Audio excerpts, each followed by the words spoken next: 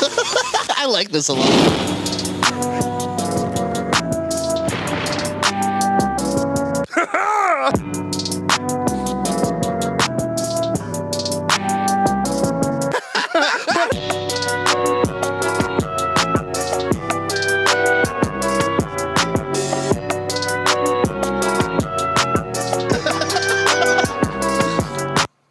Welcome back to Giggle Bros podcast. I'm Dan Holloway. And I'm Ross Patterson. I'm not going to smile this entire episode. I'm going to smile the whole time. I can't do a good Ross impression. I could by just disappearing. I can do a great Dan impression. Yeah? What do you do? Just focus on no joy? Yeah. I love Dan so much. Dan was at a comedy show after they had Giannis on the Drinking Bros. I saw Dan at the show that Giannis was on. And Dan, I talked to him at the bar, and he said he was having a good time. And then I saw him watching the show, and just, and like that's how he enjoys comedy. It's just like, yeah. When he laughs, it's deserved. Yeah, I think it's probably just like some weird shit with my dad, but I want to make Dan laugh so bad. Like, Dan, just approve of me, please. He's like, yeah, you guys are hilarious. Yes. Tell your face. Yeah. That's what you said to me at the Mark Rebier concert at the Roxy when we were on like 2 points of Molly. And I was just like so overwhelmed by what the fuck is happening on stage. Why is he in a kimono? Why is he saying new words every time? And then why did 70 people just join him on stage also in kimonos? I'm like, what's happening? And you're like, are you having a terrible time? I was like, no, this is great. You're like, tell your face. Fuck, last night was fun, man. Dude, last night ruled. We did a roast battle at Creek in the Cave, me versus Mike. And how do you guys think that went? Yeah, Mike won. They felt bad for him. They're like, we got to root for the fat guy. Yeah, that's what it was. Also, his jokes were pretty good, and I stuttered.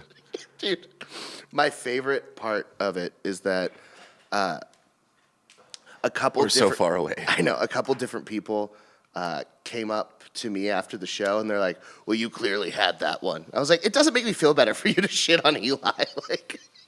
Like he did good too. But then, like, you know, I mean, so we're going to put the full roast battle on Patreon. Did anyone think that we were, like, actually mad at each other? No one's that stupid. Oh. Dude, a buddy of mine that I went to high school with, he lives in Austin. He's lived here for a few years. The other night, when me and Brittany were finished packing, we went to this bar called Lala's. Are you familiar? No. So Lala's is up off of, I believe, Justin Lane, like Justin and Burnett up north. But it is a Christmas-themed bar. Oh, I have been there. And it's Christmas year-round.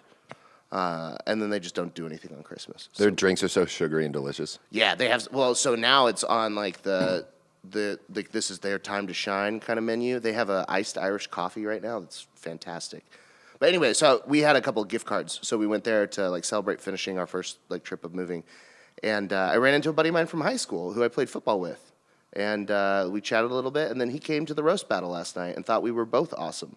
Nice. And him and his girlfriend thought we were hilarious. So that was cool. Shout out Michael Bankston. I feel like we should throw out some of the roast jokes we didn't use on here. Oh, yeah, dude, absolutely. Do you remember any of yours off the top of your head? I already got it pulled up. Well, fucking good for you. I skipped, Eli looks like a white privilege action figure. If you pull the string on his back, he says, my parents bought me a Tesla. Oh, I just got What? a text. This guy that I punched in the face many years ago just went to prison for selling fentanyl. So I'm a good person. Yeah, good for you. Take that, fentanyl sellers. Dude, do you know anything about fentanyl? Do you know like a decent amount? I've done it. Oh, wow, that's crazy. That was not what I was expecting there. like on purpose or like oopsie-doodles? No, on purpose. Okay. I wanted to see what all the hype was about. I'm insane, dude. Dude, I take that back. I had a fentanyl lollipop in fucking 10th grade. That's like a medical one, right? Yeah. Some kid at our school got them and then sold them to all of us for like $20 a piece. But I remember sucking on one of those and it was nice because I went all numb on the inside and warm. No, I bought some fake Vicodin because I was like, I know this is fentanyl. Yeah. So I was taking like little bits at a time. So the reason I ask is like I have always said that people spiking weed is it's a dumb like white suburban mom urban myth. Like no one that has a more expensive drug is gonna waste it by putting it on a cheap drug. Yes, so that's what I always stupid. Said. But like several different cities now. I think the most recent being somewhere in Minnesota. Weed that they've like arrested like teenagers with on the streets has tested positive for fentanyl. And The CIA is definitely involved in this. yeah, you think it's the CIA or China? I think the CIA is in cahoots with China. Dude, cahoots is a fun game. But the reason that I bring this up is someone said, like, there was a meme going around that someone sent to me, obviously. If you're smoking your weed and it smells like burnt popcorn, then that is, like, stop. It has fentanyl in it.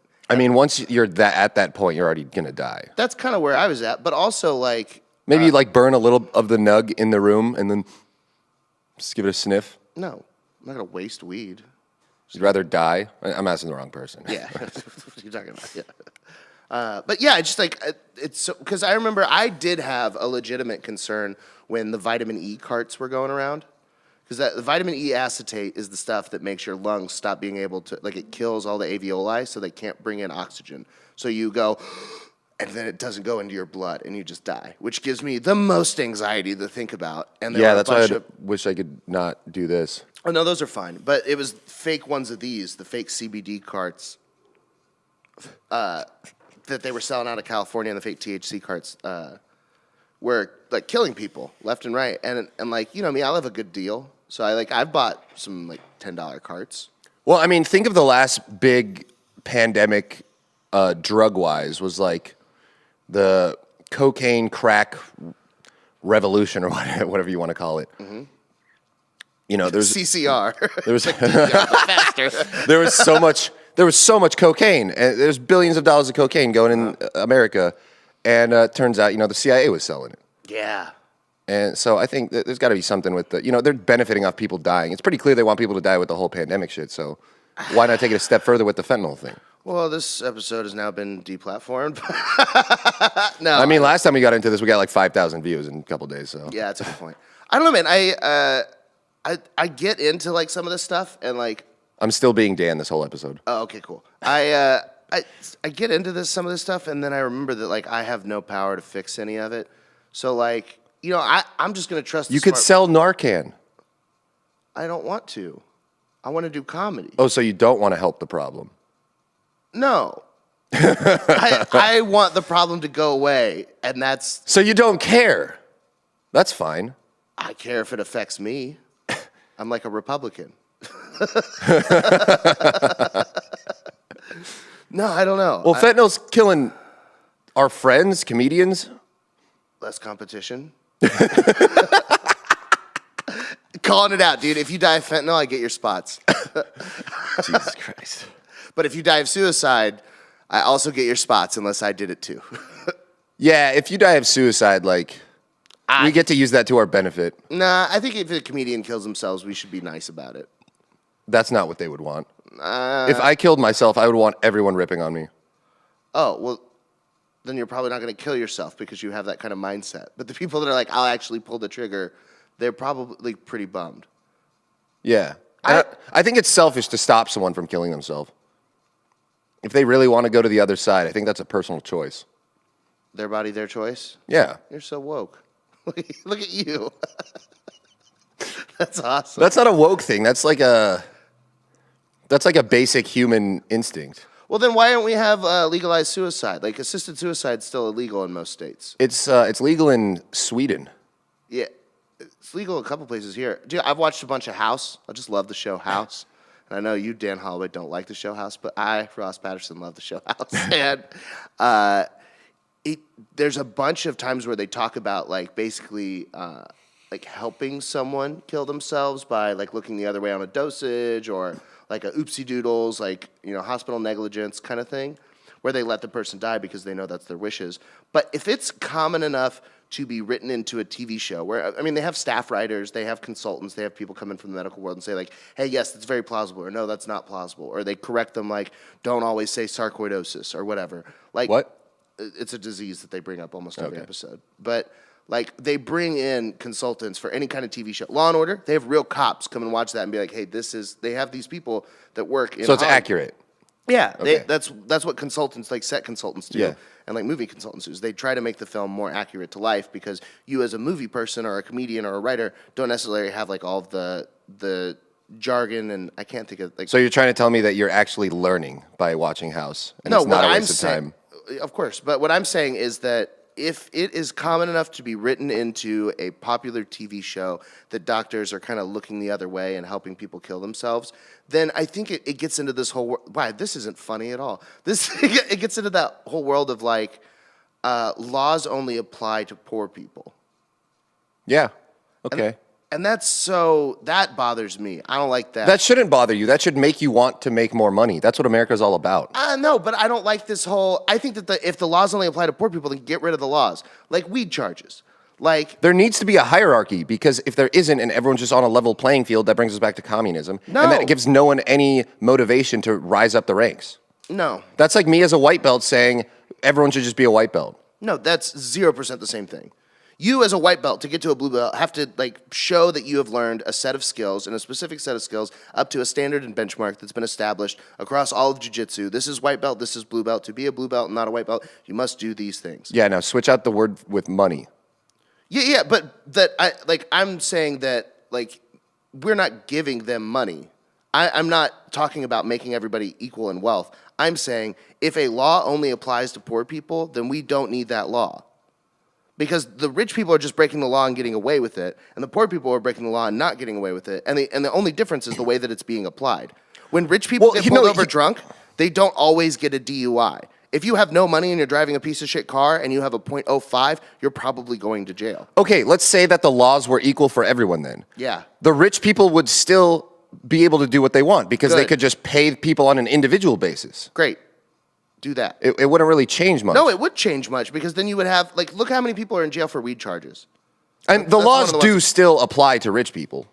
Do they? Rich people just have more of an ability to fight back. That's what it is. But there's also like I can tell you I've been arrested while rich and arrested while poor, and I can tell you that even just the way that the cops in those areas handle things. So when I was 16. I was 16. My first car was a Jaguar XJ6. It was our family car. It was nice. The thing about Jaguars is they have real high torque, but they're very heavy. So while they have a high top speed, they don't accelerate very fast. And this is an older one. It was a 96. So there's one morning where my sister has a birthday party. So my dad says, hey, take the car. You got to put 100 miles on it. So just drive out as far, towards Texas Motor Speedway, turn around, come back. Why? To reset some computer on it so that I could get an oil change or some shit. All right. Some kind of dumb shit with old shitty cars, but nice old luxury cars, whatever. Jaguars sucked. But so I get in the car and I start driving out towards Wise County from where I live in Tarrant County. So from the rich area straight into the poors, just driving through NASCAR to the poors. And I get out there and then I turn around and I saw nobody the entire drive, no other cars on the road, 10 a.m. on a Saturday.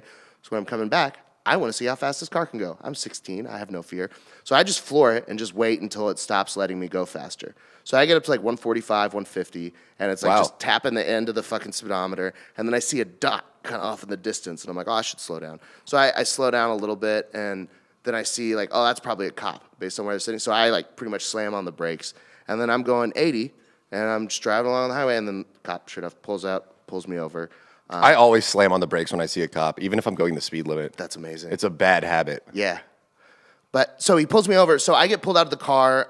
He assumes that I've stolen the car because he sees a young kid in this nice car out in the middle of fucking nowhere driving super fucking fast. So he comes out and he treats me like a fucking criminal. He hits me with a fucking billy club because he thinks I'm talking back to him. Like it's this whole thing. And then he realizes oh, he's a young kid. He sees my ID and that I live in, South Lake, Texas. And oh, fucking oops. And so then he takes me back to the jail, and I sit in like a rolly chair, like in his office. And this is the second time I've been arrested. And both times, once they realized that I was from a wealthy family, the way that they treated me from that point forward was so kind. Like, so kind. You were also a minor. So what? That's a big factor. I guess. I mean, and white. Yeah. Sure. I get those things too, but I'm saying that the other minors that were white that were being arrested, that were in the deferred adjudication classes I had to go to, like the ones that weren't rich, their arrest stories were told very differently than mine. What were their crimes though? It's the same kind of shit. Possession of marijuana 2 ounces by a minor, fucking minor in possession of alcohol, minor in consumption of alcohol, speeding 45 plus. But like I also worked in like the teen judicial system. I was a teen court lawyer. Have we ever talked about this? No, I never knew that. So part of my deferred program for getting arrested for weed my freshman year of high school was that I had to serve a jury term for this thing called Metroport Teen Court, where you go in and it's all people under 18. It's people from like as young as 12 up to 17, and you have to have committed a Class C misdemeanor. I want to see what the listeners are saying. Level 3, 4, or 5. Yeah, good point. But so Metroport Teen Court was interesting is if you got a minor in consumption of alcohol, you're drunk and 16 at a party, you get arrested. Instead of that going on your permanent record or you going to jail or anything, they send you to teen court. That's playing into the microphone. I turned it down. They send you to teen court, and then you have a lawyer that is another 16-year-old who ostensibly has had some kind of criminal past. You have a prosecutor representing the state who's also some 16-year-old. You have a judge who's a real judge, like they're actual judges with law degrees practicing somewhere. And then you have a jury of your fucking peers, other kids that have gotten in trouble for shit. So the thing is, I would have a client who would be charged with getting drunk at a party. And then I would argue to give them only 48 hours of community service, and the prosecution would argue for 64. The jury would go back and deliberate and choose how many hours based on the arguments. That's so cool. It was fucking awesome. You should have done that instead of comedy. Dude, I wrecked. I won Best Prosecutor in the state my junior year and Best Prosecution and Defense my senior year. How have we never talked about this? I have no idea. Because it's nerdy and not funny at all. It's cool, though. Yeah. Dude, but that's also why I know I could never be in a position of power, because I could give out jury slips and I would like give them to hot girls and be like, let's hang out later. Like if I'd had any more power, I'd be like, suck me. You know, like it's just like, you can't give a 16-year-old that kind of power. It's crazy. Yeah, my whole thing is that the poorly are treated unfairly, so they should get rich. Fair. All right, Gary V, that was very wise of you. I don't think he says You that. should pull yourself up by your bootstraps, you dumb pores. Why aren't you working more? No. Never mind that CEO wages have increased 940% in the last 30 years. No, I mean, if you're really poor, you're going to have to Die. do some things. I don't know, man. I think that there's, like, it's so interesting to see, like, what kind of jobs are out there. So I was looking for day jobs. So I have to have money, and comedy doesn't pay shit. And when I was putting my actual resume out there, because I've had some good jobs. I coached loan officers. I've made, 6 figures as a salesman.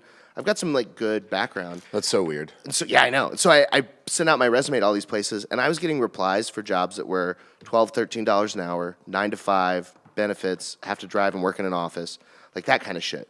And then I just lied and said that I had a bachelor's degree, and I started getting stuff that was like $40,000, $45,000 a year. That's how I got my first job, too. But it was all full-time stuff where I'd have to go be in an office. And so it was like, I want to have a 35 to 40 hours a week job where I have the flexibility to leave every now and then for comedy and, make $25 an hour. I mean, I'm smart, I'm talented, I'm really good at a lot of shit. I'm worth at least that. And it just doesn't exist. Those jobs just don't exist out there. And that's crazy because if you want to be a fulfilled human being, you have to have, you talk about this, your 3 pillars, professional, you have to have like something creative, and then you have to have something social, right? No, it's the 3 pillars that I live by are something that keeps you creative, something that keeps you physically active, and something to make you extra money with an overarching theme of community. If you can find a community in each of those pillars, then you're doing great. But there needs to be some sense of community. So that was it. Yeah, no, I like it. I like it. I'm just high. I mean, not. Or whatever. But like, I don't know, man. It's just like so many people out there that like I talk to that are like trying to find a job or trying to make some more money. Like, essentially, you have to give away all of your free time. Yeah, it sucks. If you want to have any income that makes it sucks for rich people too. What are you talking about? What rich people do you know that it sucks for? I'm in a group chat right now with 10 dudes who are all pretty fucking rich, and they're not 1% by any means, but they're pretty fucking rich. They're probably miserable, though. No! They're all going to fucking South America and banging crazy hot hookers, and they're going and buying new cars that they picked every feature on, and they're living in beautiful mansions, and they're going to wonderful concerts, and You're agreeing with me. You're saying those people are miserable? Yeah. What? Then what is happy?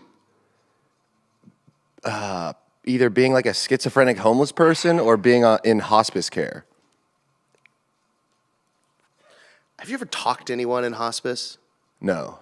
It's miserable. It's so gross. They're on morphine. Who Be cares? that bad. Dude, morphine doesn't change the fact that you used to be able to shit on your own and now someone in their 30s has to help you. Changes the fact that you don't give a shit about it. No, you have to give a shit in your own pants.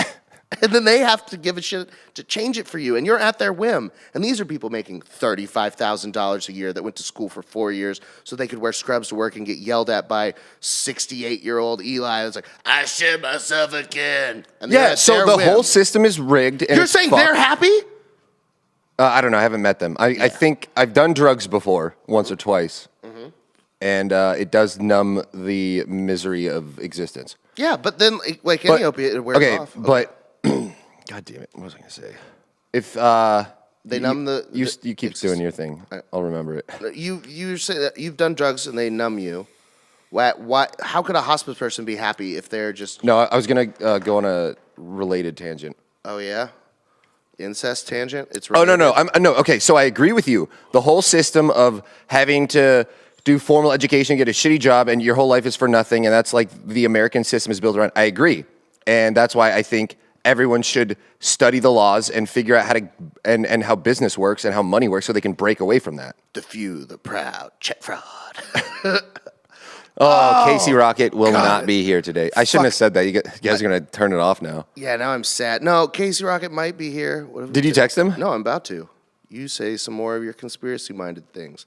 These are not conspiracies at all. This is just factual. You guys... It's super entertaining to watch us text, right? Eli, are you in the live chat at least? Yeah, there's nothing worth reading. You guys, can you like be legible? Can you have legible? There's no penmanship involved in YouTube. You're typing. What do you call that? Better typography? No. More accurate spelling? What more interesting? Yeah, can you guys like form complete sentences?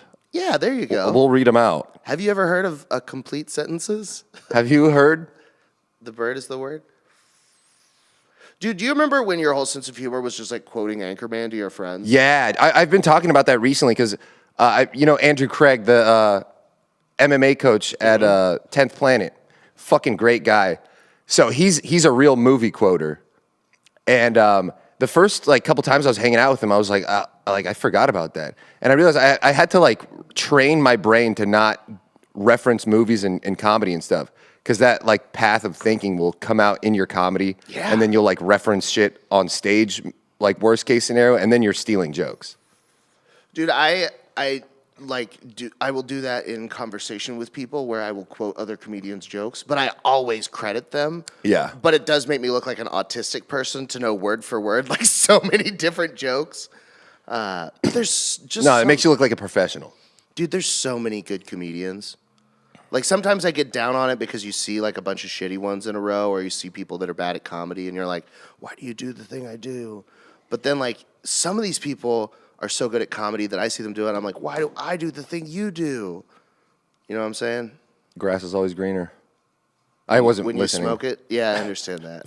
The grass is always greener before you smoke it.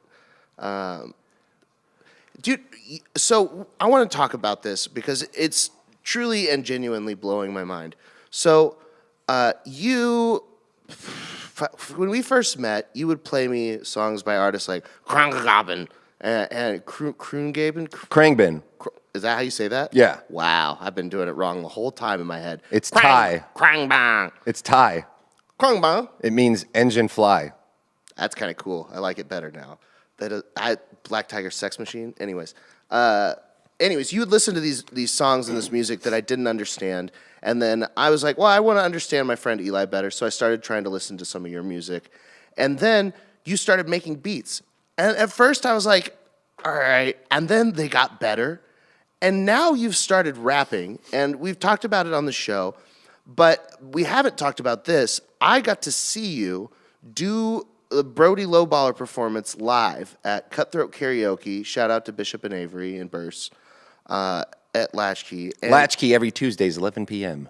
Yeah, but you came, and the only thing that was taking away from it being a perfect rap performance was that you were reading it off of your phone, which is totally excusable given how like new you are to live rapping. But dude, I had just written that song. Yeah, but dude, you're actually very good. Thank you. It's tripping me out, and like, cause you're like good at rapping. Like I remember the first time I saw you do comedy, I was like, wow, you're good at comedy. And then now I see you're good at rapping. Yeah, thanks. Yeah, I still think I suck, but I think that's the mindset I need to have. Yeah, grind set, baby. The newest song I just dropped is like I'm actually going hard on it. Domestic violins. Yeah, look up Domestic Violins Brody Lowballer. That's on SoundCloud. I don't think I have the royalties to put that on Spotify and Apple Music yet.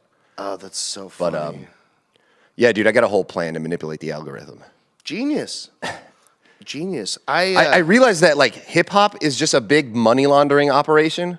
I couldn't figure it out. Like, how are all these like talentless people just flashing all this cash and stuff? They sell drugs.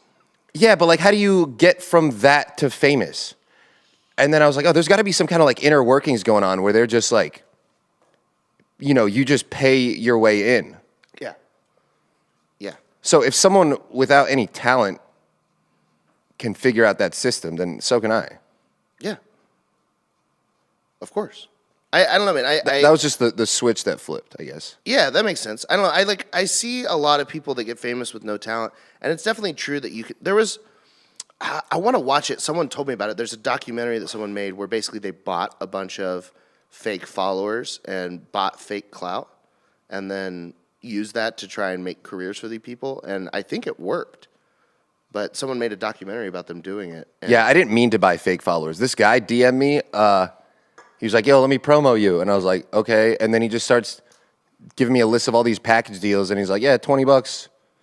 And I'll get you like a bunch of plays on Spotify. And I was like, all right. And I cash tapped him. And then immediately just blew up. And I was like, these are bots, right? Like, and he's like, not all of them. I don't know how it works, man. There's some crazy shit. Now that the music industry is all numerical and algorithmic, it's a whole revolution for the industry. And I'm going to be dropping my first album as an NFT. And you know, I'm just riding all these like new waves of technology and fads or whatever you want to call them. I know, dude. You one night you texted me that you had bought an NFT, and then you sent me the picture of it. And then I immediately saved it and made it my Instagram profile picture. It's like, it's mine now. Yeah. I was like, God damn it. And I was like, well. And then I took a picture of your face and put it on as my profile picture. I was like, well, Mike stole my NFT, so I stole his identity. Yeah. And then you were like, okay, dude, change it back. Yeah, so here's the NFTs win. Here's the exact train of thought that I had, though. So at first I was like, oh, I have his NFT. He has my face, whatever. It'll help his account if people think he's me. And then my next thought was, well, I could just get his account banned and report him for stealing my identity. And I was like, no, I'll let him make it. And then I was like, it'll be funny. And it just like day after day, I kept seeing my fucking face at the top of my Instagram. I was like, stop it. It's not me. I'm not Katzbergers. I should have changed my name to like Mike Eaton 1 and then just posted a bunch of racist things. Dude, all right. So I was in we haven't gotten to have an episode just us since I got back from LA from filming my little mini special. And I don't know, maybe we did. And we haven't had, and we got live Giggle Boys, which was fucking amazing last week. But so while I was in LA, I got to go and visit the Chatterbox, which is my favorite place. Hang on. What? We got a comment. Sonny Crockett. I took care of my dad for 6 years, changing his diaper and later changing his colostomy bag and catheter bag. Taking a bit of his morphine helped the misery of his watching him waste away. Wait. Yeah. Taking a bit of his morphine. Yeah, dude, Sonny rules. Fuck yeah. Dude, you earned that shit. Absolutely. Yes, that was a cohesive sentence and a great joke. Dude, I think it was probably real. He deserves it. Dude, I think that they should do that for all caretakers. Like, if you're, like, taking care of somebody and they're on, like, palliative care and they're towards the end of their life, you should get a little bit of their drugs. You know what I'm saying? Anyways, so I'm at Chatterbox. Why was I? I was at Chatterbox, and I'm hanging out with a bunch of people I haven't seen in a fucking year and a half. You know, since I moved back to Austin, and I'm catching up, and we're at an open mic having a good time. And someone said that I should change my Instagram username to Mike Will Eat It, like Mike Will Made It. I like that. And my middle name is William, so Mike Will Eat is like me, so which is hilarious. Mike Will Eat is my name. But, yeah.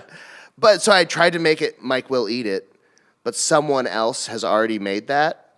So and I accidentally misspelled it, so I did Mike Will, and then it was like MEEE Eat It or something like that. So I just totally spelled it wrong. So it gave me that username, and I was like, oh fuck, I spelled it wrong. Then I tried to make it Mike Will Eat It, and it wouldn't work. And then I tried to change it back to the Mike Eaton, and it just kept giving me an error message. So now I'm Mike is Eaton, because I can't have the Mike Eaton back. I was wondering why that happened. I'm so upset. I just want to be the Mike Eaton again. And I'm stuck as Mike is Eaton. I want to be Octavius Thunder again. I'm sure you do. Aren't you doing something cool about that? Aren't you trying to get it back? Yeah. I hired Russian hackers. That's so cool. And then you just accidentally stole the election? I mean, they probably are cousins with the people. No, that wasn't real. Oh. I feel like we should have a roast battle and have the audience decide who wins. Yeah, right now? Yeah. Let's go like one joke each. Okay. Like, what do you think? And then if no one responds, then yeah, I don't think anyone's going to vote. Yeah, what do you guys in the chat think? Let me click on the chat so that I can see what you guys are saying. This what? Oh, that's us. That's us talking. I can hear it. Did you guys hear it? It's pretty cool. Mike Will Wheaton? Yeah. I don't get it.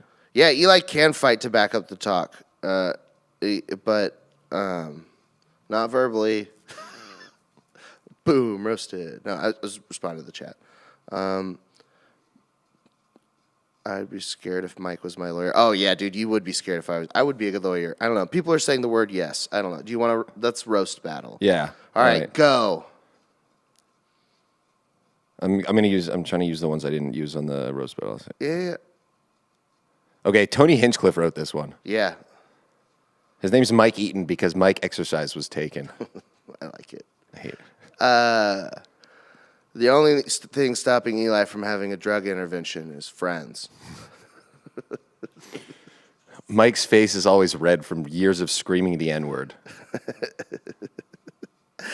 Eli started rapping as Broly Lowballer. He told me it was because if girls are going to keep calling me a rapist, I might as well be one. Mike is addicted to drugs because he's too much of a pussy to kill himself. Oh man, yeah, that's all the ones that I wrote. My opener though, I'll spoil this one from. Eli hates women, which is weird because he's only as funny as one. All right, who won? Yeah, vote in the comments. Dude, I want to get involved with your rap career. I don't want to do any rapping. You're in the show, man. I'm in the show, but what I would like to do is I would like to start doing the white guy drops at the beginning. Damn, son, where'd you find this? Like, come on. That's taken. The person's name is taken, or that job is taken? That's already been done. That's an I'm older not going to thing, say right? those words. I'm just saying we'll pick some new shit. Oh, okay. A Brody Lowballer original production.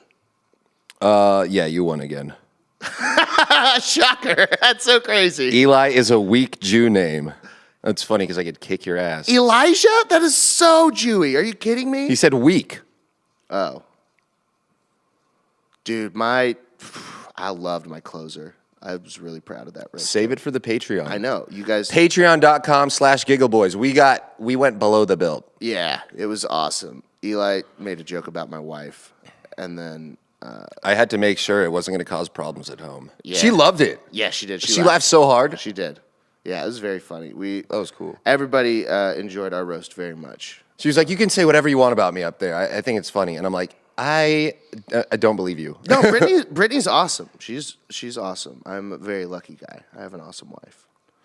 Must be nice. Yeah, it is. It is. But I mean, like, you know, She doesn't let you have threesomes. Yeah, we'll talk about this later, but what you did after Giggle We Boys have Live was... a story post Giggle Boys Live that I have been requested to wait several episodes to tell. So it's going to be... yeah, like you were going to be in the title. Get the fuck out. Yeah. But so, dude, Giggle Boys Live was a great time. The sign language interpreter was hilarious. We brought her out first. Then we had Casey come do a worm report with a sign language interpreter. Yeah. That was so fucking cool. Like, I can't imagine what the deaf community thinks about the worm report. But now they can.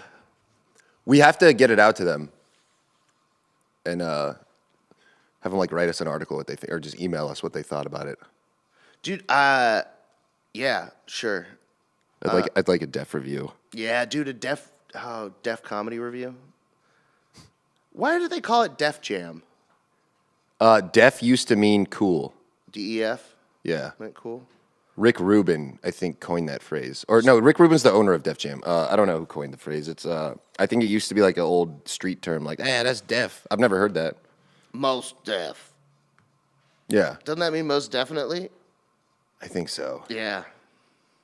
I don't know. His name's just Yes. Dude, so we have a fan, shout out to Mars, he's awesome, but who is He's so supportive. He is. He's such a good dude. He was at the roast last night. Love him so much. But he's an insurance adjuster, and he was telling us on the live that he could help me with my claim about my car getting broken into. Dude, insurance is such a fucking scam. Yeah. I hate it so much. So I have like insurance on my car. So I have like comprehensive insurance on my car that covers like a bunch of theft stuff. But because my stereo was aftermarket, they don't cover any of it. So they're not going to cover the other shit. So they might cover my AirPods and the cash that they stole out. I'm also an idiot, and I just used my car as like an extra storage place. So like my center console had 2 credit cards and cash. Hang on. Elon G challenged me to fight. DM me on Instagram, Brody Lowballer. Let's set this up. Yeah, dude, you guys can fight. That would be awesome. But so the fucking insurance company, my car insurance says they're not going to cover shit. They're fucking useless. And then my renter's insurance, that everybody was like, Mike, renter's insurance will cover your stuff that follows your belongings. They were in your car. That's what I said. So yeah, so I was like, oh, well, that stupid fucking thing that the apartments make you have that I paid $25 a month for, that ought to be worth fucking $200 at least. Nope. Because my subwoofers and amps that I put into the car were put into the car and attached to it, it became a part of the car, and the car is not covered by renter's insurance. And the cash and the AirPods and the sunglasses and the grinder and the weed pen and the other things that they stole out of there, I didn't report some of them. but they didn't add up to enough to meet the deductible, so I get nothing from them. And it's just like, what the fuck is even the point of any of this shit? Why do I have to pay for insurance if it's going to do nothing but fuck me over? It does nothing to help, and it just costs money. Yeah. I want to burn buildings down about it. Do you want to? But not really, because then those people will get fucked by insurance. Yeah.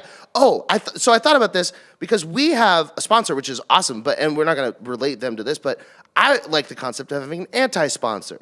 These are companies that I hate, and they give me no money, so I'm going to tell people how much I hate them. So fuck Lemonade Insurance. Fuck them so hard in their stupid face. The only reason that I hate them even more, yes, it's a bummer that it wasn't covered, but I can understand. But as soon as I filed the claim, they sent me this big, long, very verbose and comforting email like, hey, just to let you know, we don't have a vested interest in not paying out claims because we're on your side. We want to help you. We understand this sucks that you're having to make a claim, but we're not like other insurance companies. We want to take care of the people that are paying for insurance. So I was like, oh, maybe the world works. Maybe a product or service that I'm using is working as intended. And then it didn't. So fuck you, Lemonade, and your stupid pink app mouth. Yeah, if anyone out there has Lemonade, cancel your policy unless you don't care about your belongings. Yeah. Then I was in the car with you when you got off you were pissed. She was like, I just wanted to let you know we can't cover any of your stuff. And you're like, well, what's the point? Thanks for your time, Kathy. Yeah. And I just hung up. Yeah. Yeah. She called back, right? I don't want to. I may have made her cry. It's whatever. You don't get to like do a mean job and then tell someone like, "Hey, I hate having to give bad news." Like if you're a doctor and part of your job is having to tell people that they're going to die of cancer, yes, that sucks and that's a really big bummer. But you can be comforting and you can. Well, it's not your fault. You're not part of the cancer. Yeah, you didn't. You're not like going in there like. And if you are as a doctor and you're like, "Hey, my fucking medical negligence caused your death," then you there's medical malpractice and you get sued and you get fucked for it. But if you're an insurance adjuster and you're just like, "Oh, hey, I'm sorry to tell you that your policy doesn't cover any of the claim and I can't give you any money. I'm sorry to give you bad news." No, you're sorry because of the consequence of me being mean, not because you're a nice or good person. You don't get to pretend to have empathy just because you don't like that someone else feels bad. When you have an active part in cashing the check that makes sure that they feel bad. Yeah. Fuck you, Lemon. Sorry. I'm usually such a nice person. I'm pretty upset at it. I'm sorry about that. No, you have a full right to be upset about this. They took everything you have pretty much. I had shit stolen from me back in like 2014, and I also used I think it was Dairyland was the mother company. I basically Milk? You know, I did probably meat industry bastards. The whole meat industry is a satanic sacrifice. It's delicious, worth it. Don't care. You're a demon. Worth it. Dude, A5 Wagyu, I'll kill a baby for that. That's why you're going to be famous. Yeah, because I love meat. No, because you love killing babies. Dude, shout out Volleman's milk, dude. If you had you've had the Volleman's chocolate milk. Yeah, but anyways, So I reported my laptop stolen, and I had to file a police report to do the thing, which, that's not fun. A cop coming in, looking around my house and stuff. And so I get the police report. I send that over to the insurance company. They give me the fucking rigmarole, man. Mm-hmm. They transferred me so many times, and then I would just be like, okay, I'm not doing this today. I'd call back again and just transfer round and round. Email them, oh, you have to call this number. The same thing would happen, and it would just lead to nothing. Like, there was no one on the other end. That's fuck. Yeah. And then there's a movie on Netflix called The Laundromat, which is about the Panama Papers, which is this corporation that laundered money from everyone to El Chapo to Saddam Hussein and other big world powers. And there was a boat that sank in Lake George, and I think several people died. Lake George, New York. Okay. It's like a little slow boat that's a little tour around a little lake. Old people go on it. Some old people died. They sued the company. Oh, no. The company was like, okay, we got to contact our insurance. Turns out the insurance company was just a shell corporation, and there was no money. So they're in this $1 million lawsuit, and they can't pay it out. Wow. So yeah, insurance is a fucking scam. Yeah. But we are required to have it. Yeah. So everyone out there, figure out how those bastards work. Yeah, and let's take them down. Let's take down the insurance companies. Let's start a revolution and burn them. Yeah, stop trying to change the government. Let's start at the ground level. Insurance companies. Yeah, I wanna kill the owners on their yards or whatever. Yeah, dude. I mean, that's what you got to do. I don't know, man. That was part of the problem. Is I have all of these. All of my opinions are pretty much informed by like Reddit, and then also sometimes I just develop an opinion and then I just assume it's right. So like I was like, I'm probably right. I'm a smart guy. I know how things work. And I think this podcast has really disproven that. I know. It's such a bummer. But whatever. If you Google the things I'm saying, they don't really add up. But if you listen, I'm spot on. You're getting better, though. Yeah. Haven't had to call you out in a while. But that's the funny thing is when I bring up some of my opinions to someone like Dan, who's very well versed in history, he has all of the ammo to be like, no, that's dumb. You're wrong. And like that happens a lot. Like I get in this I get sucked. Yeah, in. but he also told me that the reason gravity has more theory behind it than electromagnetic forces is him dropping his phone. No, I was with him there. What he was saying is that you can't prove that light is intelligent as easily as he can prove that gravity is real. That was all. With the right machinery, you could. Yeah, but that's what I'm saying is that like you would have to have the right machinery, which you don't have to have any machinery. You just have to have an apple fall out of a tree and hit a virgin in the head. Well, I guess we're back to the laws only apply to poor people. Yeah, poor people don't get electromagnets. Poor people don't have Hadron Collider level machinery. Dude, weren't we supposed to get like a particle accelerator in Texas? Oh, you wouldn't know that. You don't care about Texas. What? Fucking, I love Texas. I live here. Yeah, but this was years ago. It was before you knew about the great state. That's true. It's tattooed on my body. It's weird that like I love Texas so much and then I hate a lot of stuff about it. Like I went up for Thanksgiving to go see my grandma who lives. I've never been outside of Austin. Really? Yeah. No, you drove. I mean, I've driven to Houston through. to have a girl lick your butthole one time. No, that was Galveston. Okay, I've been to Galveston. Yeah, well, I've been to a girl's house in Galveston and then immediately back. And you've been to College Station to fight. Yeah, I was at someone else's fight. That was a fucking. Yeah, okay. But I haven't been to Houston. I haven't been to Dallas. Yeah, exactly. So these are cities where like I lived in Dallas proper for a while, and like there are some gems. The Lower Greenville area is great. Like the White Rock Lake area is nice. But Dallas proper sucks ass, dude. The people there are so stuck up and snobby. Fucking Fort Worth. I heard a lot of people there will drive like Bentleys and then have no furniture in their house. Yeah, dude, 30K millionaires is like the what they call them. So I used to run a pizza place in Uptown in Dallas, and it was so interesting to see these people because they would order, like I would be a manager, but I was a delivery manager, so sometimes I would also make deliveries to help them catch up. So like, you know, I would go and deliver to an apartment that's $1,500 a month. It's a 1-bedroom, 1-bath in the nice part of Uptown that, you know, it comes like empty. And you would go and you'd have to use a security code and walk into this really nice complex with all these amenities. And then you'd open the door and they'd have like a TV on the ground and like a couch. And it's like, what? I've heard this from so many people. And it's because Dallas is so much about how you look and if you can look like you have money, like they talk about it in The Great Gatsby, but it's like this gilded age where you have to look way more rich and successful and connected than you are. Like that's the most important part is appearance and not actually having anything of value. And there's a lot of that in Dallas. That's stupid. Yeah, and then so like all of these people that wanted to eschew we were going to wear suits to work and we're going to be, you know, oil men and we're going to party at the right clubs in Dallas. They left and then they started this billionaire boys club of Fort Worth, which is the other city that's about an hour west of there. But Fort Worth has the stockyards. So there's like a country western appeal to it. So there's a lot of guys there in jeans and cowboy hats and they have a little bit of a twang, but it's not as metropolitan as Dallas. It's, you know, it's more country, but there's still the Bass Performance Hall there is this big. Where would you rather do comedy? Fort Worth, probably. Dallas people are going to be too stuck up to laugh at stuff. But, I mean, there are some great comedy clubs in Dallas. Like, Hyenas in Dallas is great. Dallas Comedy Club in Dallas is great. There's one that someone told me about. I can't remember the name, but it's in the Lower Greenville area. But, like, my very first open mic was at the Hyenas and Mockingbird Station in Dallas on 4/20 of 2016.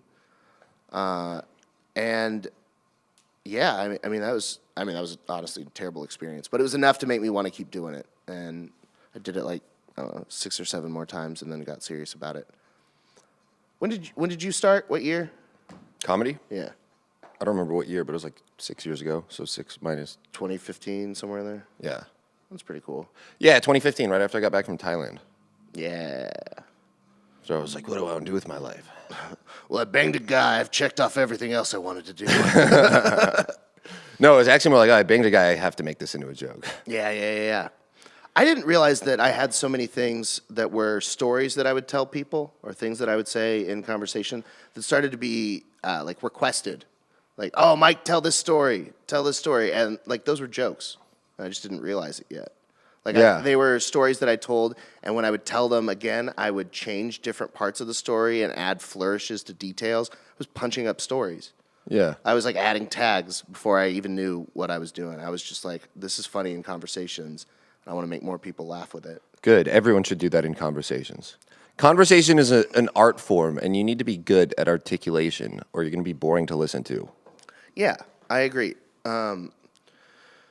Speaking of being good at articulation, why don't we have a word from our sponsors? What do you think about that? Yeah. Well, let me pull it up, and we'll do it. Sponsor time. Say some more things, Eli. Follow Brody Lowballer, and follow everything. Follow everything. Dallas is definitely. I fought at 195. 195 is the weight you fight at? Someone asked that. I'm down to 2. I woke up at 199 this morning though, so I'm getting low, getting slim and fast, like a protein shake. Slim fast. Yeah. All right. After years of fine print contracts and getting ripped off by big wireless providers, if we've learned anything, it's that there's always a catch. So when I first heard that Mint Mobile offers premium wireless service starting at just $15 a month, I thought, what's the catch? But after speaking with them and using their service, it all made sense. There isn't one. Mint Mobile's secret sauce is that they're the first company to sell wireless service online only. By cutting out retail stores, there's no crazy overhead costs that get passed down to you in the form of mystery fees. Instead, Mint just passes on the sweet savings direct to you. Yeah, I absolutely love the Mint service. We've been using it for a month and a half now. Just got my wife signed up. She's using it, saving $140 a month by switching from Sprint over to Mint for her. The service is amazing. I don't have enough good things to say about it. It's the best phone service I've ever used. Yeah, they're saving me so much money. I love it. For people looking for extra savings, Mint Mobile offers premium wireless for just $15 a month. All plans come with unlimited talk and text plus high-speed data delivered on the nation's largest 5G network. Use your phone with any Mint Mobile plan and keep your same phone number along with all your existing contacts. If you're not 100% satisfied, Mint Mobile has you covered with their 7-day money-back guarantee. Switch to Mint Mobile and get premium wireless service starting at just $15 a month. To get your new wireless plan for just $15 a month and get the plan shipped to your door for free, go to mintmobile.com/giggle. That's mintmobile.com/giggle. Cut your wireless bill to $15 a month at mintmobile.com/giggle. I'm texting Casey right now, trying to convince him to sneak off to the bathroom and call in so I can put it on speakerphone. I love him so much.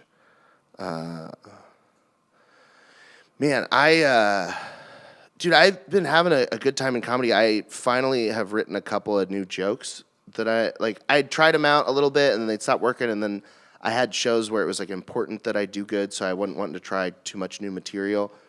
But it feels so good to have new jokes that work. I haven't seen them. No, I don't think you have. When's your next show? Monday, I'm at the Green Jay for Tony Casillas, guest of the show. I love Tony. Tony is doing a new weekly show at the Green Jay in downtown Austin at 8 p.m. I will be there. Oh, awesome. Doing probably 15 minutes. And then just another date for you guys on 12/10, December 10th, Eli and I will be at the Blind Tiger Comedy Club in San Antonio, Texas. Oh, fuck. Yeah, so that's going to be a good time. Casey Rocket's also going to be on that show. Wait, I told Galen I would do his show on the 10th. Yeah, you're dumb. Well, do Galen's show instead. You can see Eli here in Austin, and then you can see me in San Antonio. On December 16th, 17th, and 18th, I will be in Houston. I'm going to be at the Secret Group, Avant Garden, and I believe somewhere else. But yeah, those are going to be some real fun shows. I got a show tomorrow night at Ty Nguyen's house. Ty Nguyen, yeah, you're doing the pizza delivery show. That's such an interesting concept. What's the whole thing? So you guys will be doing stand-up and ordering pizzas from different places, and then when the pizzas get there, they are going to try and talk the pizza delivery guy into doing comedy. Oh, man. While he's on his delivery at work. You should just show up dressed in Pizza the Hut shirts and just be like, I'm not making. I should just show up with like a microwave pizza, just like on a plate. Like you call it DiGiorno. It's delivery and DiGiorno. What's up? Oh man, dude, it's so cool to see what is happening in like the podcast world with like the big boys. Like Drinking Bros have their hard seltzer coming. That's fucking super cool. Barstool. You know how they started with like the pizza review? Mm-hmm. He has his own frozen pizza now. You can go and get a Barstool Sports like one bite challenge pizza. That's pretty cool. Yeah, it's actually pretty good too. I tried it, of course. I fell for marketing. I love marketing. Did you win the challenge? I don't think that I understand the challenge because you have to eat it all in one bite. I can fit a whole slice in my mouth in one bite, of course. Really? Yeah, you just a fold. I don't believe it. There's a bunch of real good pizza places here, man. I'm going to buy a slice of pizza later. We're going to test this out. It just got hard. Dude, we went to 888 last night. Yeah, that was good. So fucking good. If you're in Austin and you haven't been, 888 is a fantastic Pan-Asian restaurant. It was me, Mike, Darian from episode 18, and Trey, who looks exactly like Darian. Yeah. So when we got there, it's me and Darian and Trey standing in the parking lot, which is one of the few times where I look small. Yeah. Like I'm standing between the two of them like, oh, you're big. And then they go to sit us down at our table, and they're going to sit us at a booth. And Trey and Darian look at each other, and they go, I think we're going to need a table. And they sit us at a table, but the only four-top that's open is directly in front of a band that is playing. 888's Pan-Asian cuisine. So you can get pho, you can get like pad thai, you can get like Chinese classic like General Tso's and orange chicken. But then they have like Penang curry and All the Asians. All the Asians, like Pan-Asian. Except for sushi. Yeah, no sushi. But everything else. It doesn't extend to Japan. And then the music that they are playing is like bluegrass folk music. It was like Mumford & Sons. Yeah, it was a guy and a girl with just like a couple guitars, and they're singing this like almost country music while like there's not a single person in the restaurant that besides Trey that looked like they enjoyed the country music. Yeah. Yeah, so we had to sit very close to there, and then We've had a lot of weird experiences at that restaurant. Yeah, last time there was a homeless dude that came in. That was a black guy that started yelling about how white people were. He was like, "Fuck all you white people." And it wasn't even like it was predominantly Asian people. Yeah, it was like yeah. Me and you and like 3 or 4 other white people in a restaurant of 50 people. And he's like, "Fuck all you white people." And he wasn't even looking at us at all. And then like one of the black guys in the restaurant went up to talk to him, like, "Hey, stop. It's okay." He was like, "We're brothers here, man." Yeah. He like de-escalated. I was like, "That was cool." It was really cool. I wish that I had I don't ever feel that kind of kinship when I see a white. He kind of like guy. teared up too. He was like, "Yeah, you're right." Yeah. It was like the finale of like a 90s. Season 2 of Atlanta. I don't know. I haven't seen that. I was gonna say like a Denzel Washington in the 90s movie. Dude. But then I thought a Training Day. I did not realize how truly retarded I am, but I talked about this on stage. It's not a joke, which happens a lot. I got genuinely very sad one day thinking about how Lenny Kravitz was dead. I was like, God, I can't believe Lenny Kravitz died. That's so sad. And then I remembered Lenny Kravitz is not dead. I didn't remember. I Googled, when did Lenny Kravitz die? And it says he's not dead. And the third link is when Lenny Kravitz died in The Hunger Games. His character died in The Hunger Games. And my brain was like, Lenny Kravitz is dead. Just saved that information wrong. That's actually really interesting. It's so sad. That just goes to show you how the media can manipulate your mind. Dude, I was 1,000% certain that Christopher Lloyd was dead. Christopher Lloyd is Rick. What? Rick Sanchez from Rick and Morty. I know, but he doesn't voice him or anything. He looks like him. His spirit lives on. He's not dead. He's not dead. I was 100% certain dude was dead. Not dead at all. Did you ever see My Favorite Martian? Yes, I love that movie. I dressed up in a spacesuit and went to school, and I told everyone I was from Mars, and then the teacher called my mom and was like, "Your son has problems. He thinks he's an alien." And I was like, "Mom, I don't think I'm an alien. I just want them to think I'm an alien." Yeah, I watched a cool movie. Your teacher's a cunt. That's stupid. Have we talked about the time I made my teacher cash out her retirement to put a lawyer on retainer? Can you not say that while I'm inhaling vapor? Dude, fuck Miss Bohm. Virginia Bohm. That was my 3rd grade teacher at the Highlands Catholic School. But she ripped my holographic Alakazam card in half. So that was like when my parents got divorced at 2. Yeah, that's destruction of property. They're pretty broke. Like my mom was trying to recover from that, and she's a single mom, and she doesn't have a college degree, and she goes and gets a job and like works her ass off. So my mom's pulling herself up by her bootstraps. American dream. Good. Yeah, she's awesome. And my dad is like just starting to get sober. So by the time I'm like, it's also good, I guess, 7 or 8. My dad has got his shit together. He's married my stepmom, who's a psychiatrist. He's moved from apartments into a nice home in Dallas. So, like, things are starting to get better. So, like, Christmas presents started being fucking dope. So I got, like, the year before, like, for Christmas, I got a holographic Charizard. And, like, I had a holographic Blastoise. Dude, I saw that on eBay for sale for $300,000. Yeah, man. Like, if I had kept all my Pokemon cards, I'd be so rich. But I didn't. But I had them, and I loved them, and they were my favorite, and they were so cool.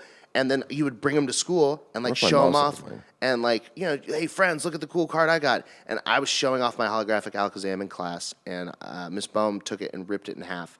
And then I used some of the arguments that I'd heard my dad use on people he was mad at, and like things that he'd said when he was pissed off. So I was like, I'm going to sue you and take everything you own. How dare you? And like, I guess she realized that in the moment that she had fucked up. And so she was not in class for a couple days. And then we had a meeting, and I had to go into the principal's office, and it's the principal, Miss Bohm, some dude in a suit, and my dad and my mom. And whenever my dad and my mom were together after they got divorced, it was like, oh, I'm in trouble. And then we're like, sitting in the principal's office, and she's like recanting all the stuff that I said to her in class, and it was pretty bad. I didn't realize how much of an awful kid I was until I started like, I tell you stories sometimes where I think it's very funny, and you're like, oh, that's just trauma. Like it's the same things. Like I didn't realize stuff that I thought was funny as a kid was just me being a little asshole. Like that poor teacher. I mean, don't rip kids' Pokemon cards. Obviously, that's goes without saying. Are you in the live chat right now? I'm texting Casey. He's going to call in a second. Yeah, is he? That's good. I miss the give him Worm a couple Report. minutes. I love him so much. I know, it's been a whole week. He's at Thanksgiving with his Nana. I said if his Nana gave him a mannequin, does that make her a Nanakin? Anakin Skywalker.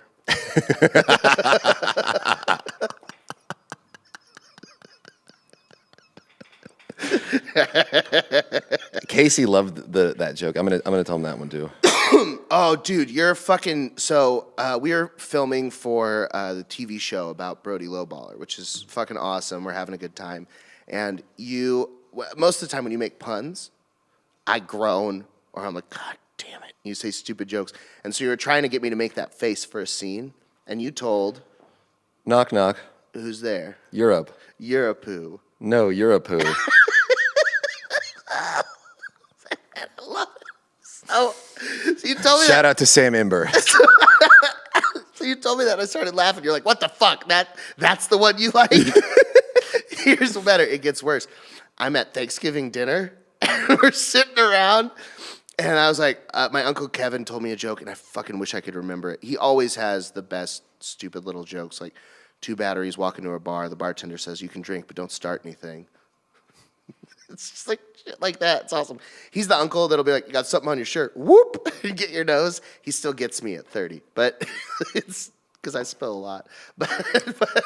But I told that joke at the table, and I did not knock, and they came back with it.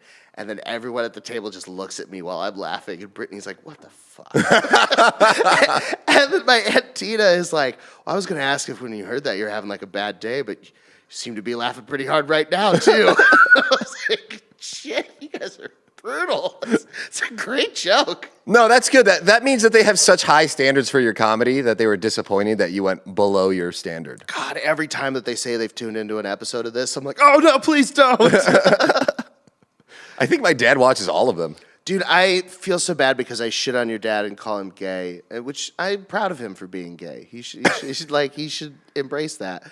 But he's such a nice guy. He's a cool dude. He's a genuinely cool dude. So, shout out Eli's gay dad. I don't think he's gay, man. I think he's just sick of women. Like, I get it, but he's pretty gay. I'm not gonna go into my points. But I have like Woodrow Wilson. I've got like 14 points of diplomacy that prove your dad's gay. My dad was really mad what you said about Jews sucking the foreskin.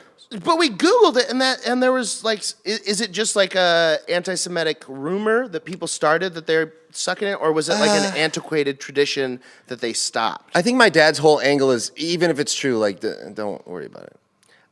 No, because that's why Catholics keep raping kids. That's why I don't get along with my dad when it comes to politics. Because even if it's true, don't worry about it. It's a terrible solution. Yeah, well, his whole thing is like, Eli, I'm 75, I'm retired, I don't have to worry about any of this stuff anymore. And I'm like, then why are you telling me to go out and vote for not Trump? Yeah, but you're not 75 and retired. Yeah, so then let me use my own mind. Yeah, you're going to be here long after he's dead, maybe. Dude, he has abs. He's in great shape. Dude, my dad told me that my dad's always been very athletic. He played college baseball and basketball. My dad played trombone. That's awesome. Rusty. Yeah. I was gonna say your dad does like two bone guys, but anyways, it's fine. I didn't need to. But my dad was You like, said it. Yeah, I know. He's been like getting in shape because pandemic and stuff. He's teaching classes in Houston right now, but so he's trying to get in shape, and he told me he was almost back to having a 6-pack. I was like, God, how are you my dad? You're gonna have a 6-pack, and I got this. Well, you've made it clear that your weight is your choice. Yeah, my body, my choice. But the thing is, all of the terrible food habits that I learned came from him. Like, I remember distinctly being at my mom's house when like we lived with my grandma, and we'd eat home cooked meals, and I'd have to eat all of my vegetables. And Dude, we'd have you can dessert once a still week. you can still do that. You just have to work out. But then I'd go to my dad's house, and then I got to have pizza, and it was like, that's way better. You know who introduced me to my favorite dessert in the world, the Choco Taco? My father. You know where I got them? Taco Bell drive-thrus. That used to be a thing. You could order like savory tacos. Casey Rocket's calling in. And then a sweet taco afterwards. Speaking of a sweet taco, it's Casey Rocket. Hey, Casey, how's it going? Hey, buddy. Happy worm. Am I on the air? Yeah, I'm holding you to the mic. Yes! Hey, welcome to Worm Mobile. Press 1 for a mud pie. Press 2 for press 2 for a little wiggle noise. Did you press 1 or 2? We pressed 1. Okay. Mud pie, baby. Okay. I'm in the middle of a busy shopping complex, and everybody's staring at me. Hope you're happy. So happy. Keep moving. Keep moving, Republicans. The real fucking worm boys are talking. Well, guess I'll tell you a little bit about my Wormsgiving this last evening. I showed up in my best tuxedo, and I had a suitcase full of worm, and I realized I was at the wrong house, and everybody started screaming. And I should have known it was the wrong house. I had to jimmy the locks, and I brought a whole... Basically, I was trying to do a breaking and entering, and... It worked. I got inside, not to brag, and I put a very special worm pizza on the counter for the kids to discover in the morning.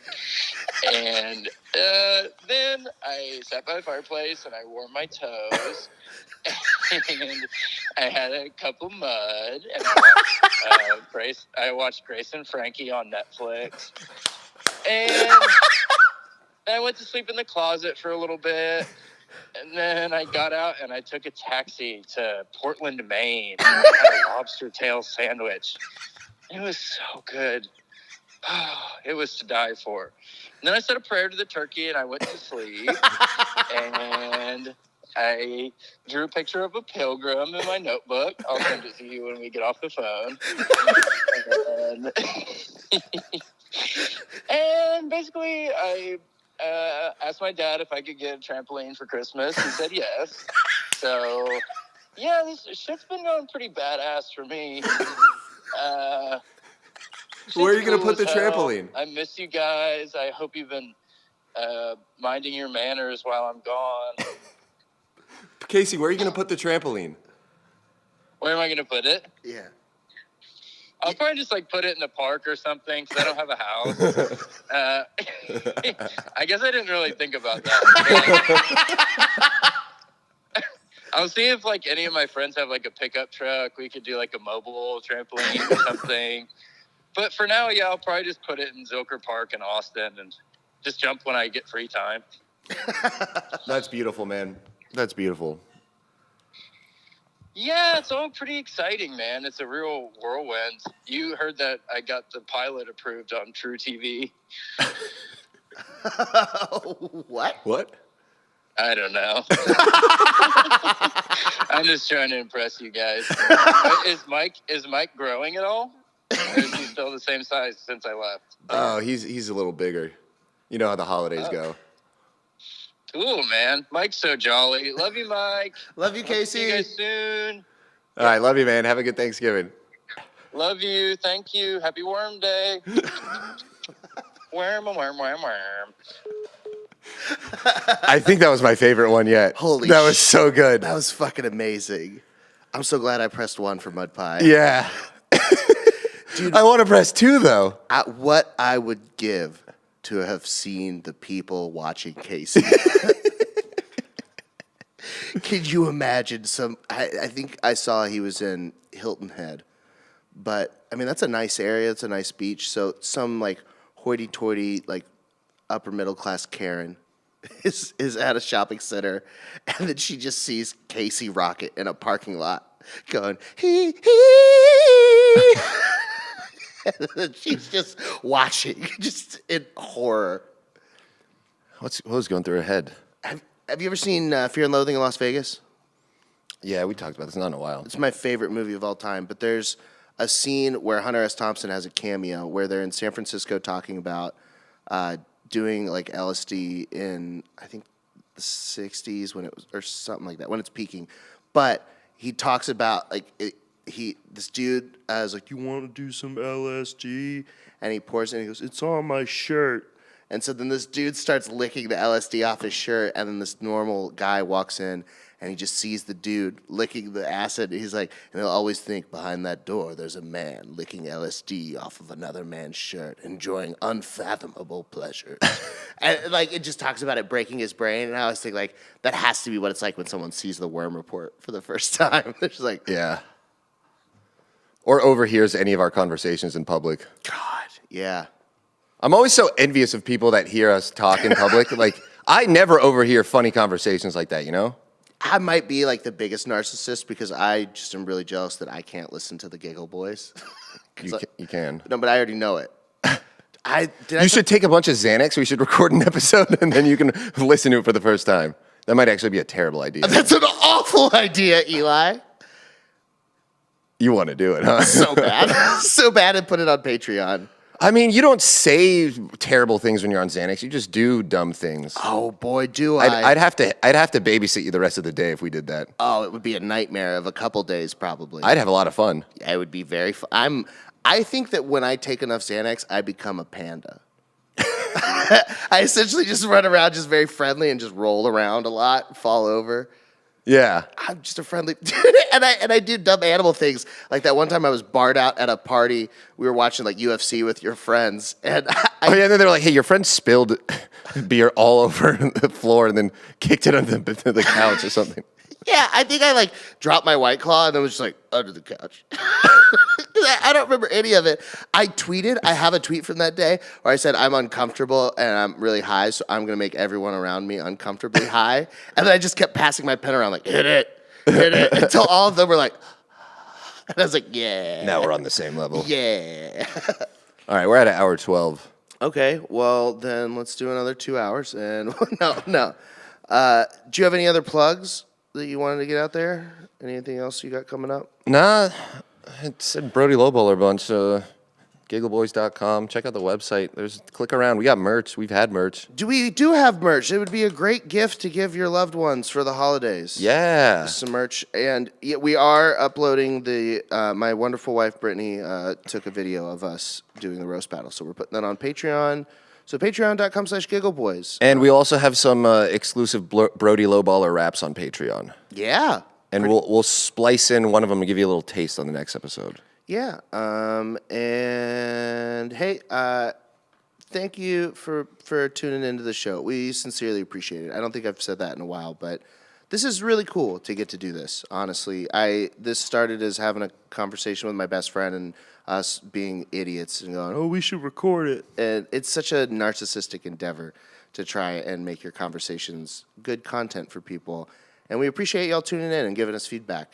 We couldn't do it without you. So thank you very much. Yeah, a warm holiday welcome from Mike Eaton. Yeah. And, just be a narcissist and everything will work out. I'm thankful for you Or guys. believe in yourself, whatever you want to call it. All right. Goodbye. See you next week.